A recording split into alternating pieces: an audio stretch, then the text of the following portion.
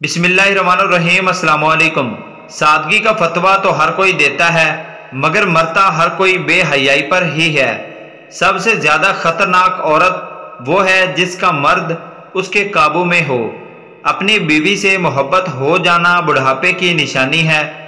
औरत को बाहया होना चाहिए। खूबसूरत तो तवाइफें भी होती हैं। दुनिया में ऐसी सैकड़ों लड़कियां हैं जिनका हुस्न गुर्बत के कीचड़ में गल सड़ रहा है। औरत के जिस्म में पलने वाला मर्द औरत के जिस्म के साथ खेलकर कहता है ये औरत ही खराब है। किसी लड़की की ज़बरदस्ती करवाई गई शादी के बाद हमेशा सुर्ख जोड़ों में जनाजे देखे। निकाह करके साथ ले जाने वाला थोड़ा काला सही, लेकिन गुनाह करके छोड़ जाने वाले खूबसूरत महबूब से लाख गुना बेहतर होता है।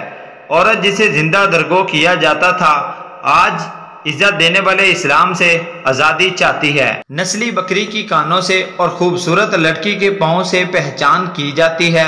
मुझे औरत को देखकर बहुत दुख होता है। जब उसकी साख पर धब्बा लगता है तो वो उसे मिटाने के लिए दाढ़ी नहीं रख सकती। औरत ना कह दे तो मतलब होता है शायद, और अगर शायद कह दे तो मतलब होता है हाँ, और अगर औरत हाँ कह दे तो समझ लें वो औरत नहीं। औरत को हर तरह की बदनामी से बचने के लिए एक घर की ज़रूरत होती है और मर्द को दिन रात गुलामी करने वाले नौकर, और उसे औरत से बढ़कर कोई अच्छा नौकर नहीं मिल सकता।